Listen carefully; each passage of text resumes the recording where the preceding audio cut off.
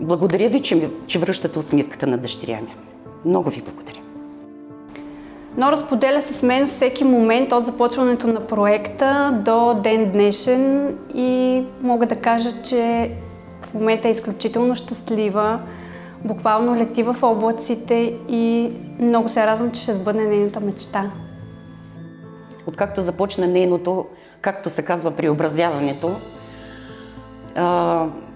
тя все едно, че фърчи в небесата. Казва, че много е доволна от целия екип, защото вие я приехте във вашето малко семейство и дадохте частица от себе си, в което тя направо ви пригърна ви с ръцете си и няма да ви пусне, докато не се свърши всичко това.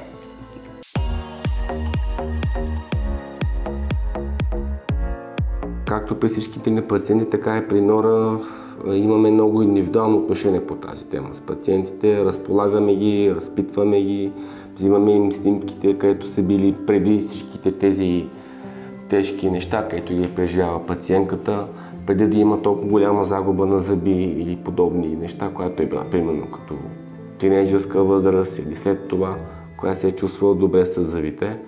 Оттам ние тръгваме и взимаме един подход.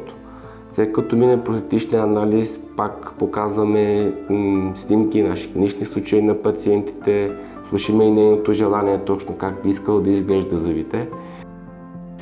В клиниката всеки пациент се разглежда индивидуално и получава грижи и подкрепа спрямо неговите специфични нужди. Случая на Нора беше голямо предизвикателство. Дълбоката захапка, липсата на зъби и прогресиращите проблеми налагаха изключително прецизна, но и експедитивна работа от страна на лекарите, за да се гарантира, че пациентката ще има здрава и красива усмивка сега и завинаги. Сега вече нещата ще се случат както трябва и вече ще мога да се храня и ще мога да се усмихвам най-вече, тъй като аз обожавам да се усмихвам. И смятам, че новото начало тепърва предстои.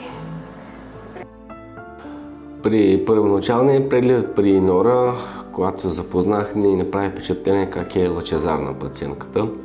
При нея най-вече установяваме една дълбока захапка, липсва на доста зъби, където на нас не позволява да се поставят импланти, направим едни хубави възстановяване с циркони, където принцип не е силната част.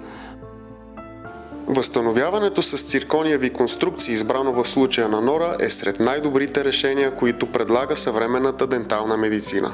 Отличава се с изключителна здравина, в пъти по-голяма от тази на естествените зъби. Така не се налага подмяна на циркониевите зъби през кратки периоди. Това позволява да се постигне изключителна естетика и устойчивост за цял живот.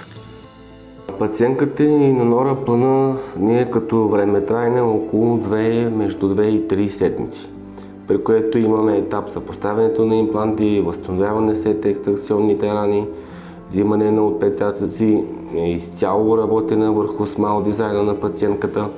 След това да може да възстановим изцяло нейната захапка, загубените зъби.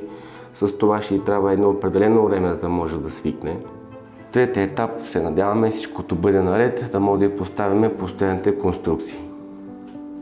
Не ме притеснява нищо, тъй като знам, че вие сте прекрасни професионалисти. И смятам, че резултатът ще бъде невероятен накрая. Вече ще имам по-голямо самочувствие и ще се чувствам по-добре.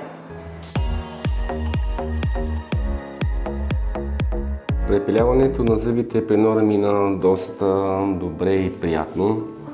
Доста добре се разположи пациентката за цялата манипулация, след като мина от имплантологично, хирургично и терапевтично лечение.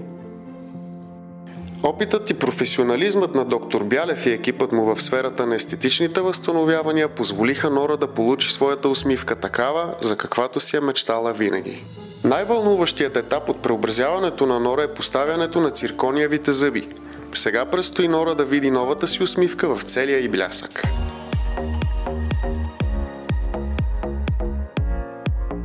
На Нора пожелавам нови приятели, холивудска усмивка, да се смееме без да се притесняваме. Предполагам, че след като и направите холивудската усмивка, очите й пак ще засияят, усмивката й пак ще озарява лицето й, мечтите ще й продължат да бъдат все по-големи и по-големи и тя ще се старае да ги сбъдва, защото живота е само един и всичко възможно, което ти се предоставя, трябва да го грабваш.